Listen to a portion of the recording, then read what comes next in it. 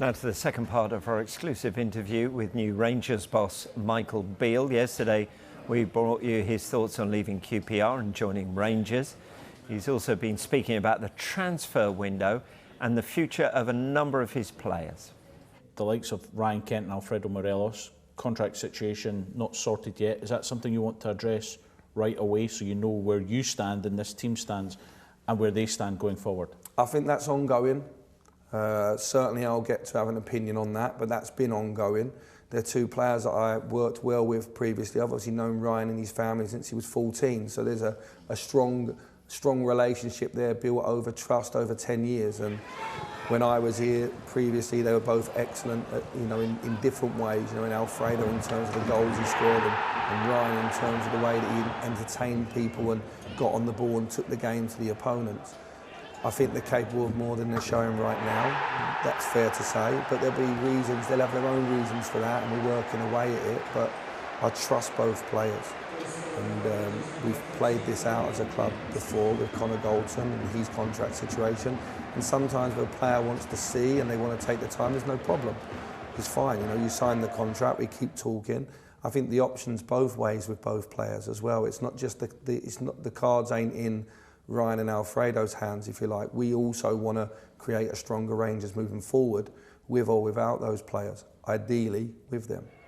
You've brought with you your coaching staff as well. How key is that to have guys in there that you trust and you know how you work and you know how they work? Yeah, it's hugely important. They've all worked in big clubs as well, whether it be Chelsea, West Ham, whether it be Arsenal, like Neil worked there for 21 years alongside Arsene Wenger. That's a huge support to me. It's the grey hair that one or two think I maybe don't have. I have enough grey hair in this club after 3.5 years here in 200 games, that's for sure. There'll be more to come. There'll be one or two more additions in the coming weeks, which will be important as well in the support staff, because a lot of staff left. There's been a lot of change in the club the last 2 years with Steven and myself and Gary and that staff leaving after a hugely emotional period, and that's just happened again. What I have to keep going back to, the facts are, because here in Glasgow it is a bubble and it is intense and it's seconds last, I get that, I understand that fully. But in the last 18 months, this group of players have won a league unbeaten and have won a cup and have got to Europa League final. So it's not as broken as people perhaps would have. There'll be a lot of teams around Europe that would like that record right now. That's just not enough here, I get it. So I've took that challenge on with wide eyes. I understand the pressures of being here. You said a moment ago that this team is not as broken as people think. How tough will it be to get back into this title race or get closer to Celtic, who are top just now? It's going to be difficult, we know that. I think that Ange has got a team that's in momentum, and fair play to him for the job that he's done to this point. My job's to chase them down.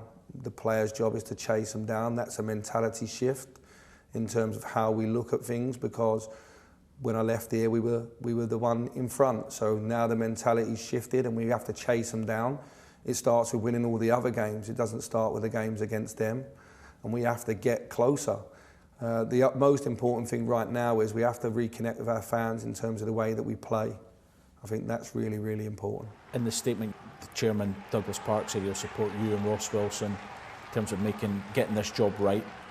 What does that entail come the transfer window then? Have you already got guarantees about what you want and what you're going to get? The guarantees that I have are the same as I think the last two managers. If players are identified within the budget, the board has always supported. I lived in that for 3.5 years, where I felt that at times we tried to push that a little bit to get more than what the club could actually. There's definitely the position the club's in now is a stronger position. What I've asked is, let me look at the squad first. Let me see who's here, let me see who's present, let me see who's here every day driving it. Let me have a look in their eyes, and then we'll assess from there. But I've been made aware that there's definitely an opportunity for the right players in the right positions if I feel that. But first, let me not assume anything. Let me get in and work with the group. We have players like Tom Lawrence and Yanis Hadji that are going to have a huge impact on our team when they're fit and well. Kamar Roof was the top goal scorer in the league-winning season. He's not been available. Ben Davis has come into the club and not really been available yet. So I think it's a really strong squad on paper. At the moment, we need to get 1 or 2 back fit, and then if we need to strengthen, we'll certainly do that. How key is that relationship between you and Ross Wilson going to be? I think he was the driver, maybe, in me coming back, along with other members of the board. They saw the work I did here before.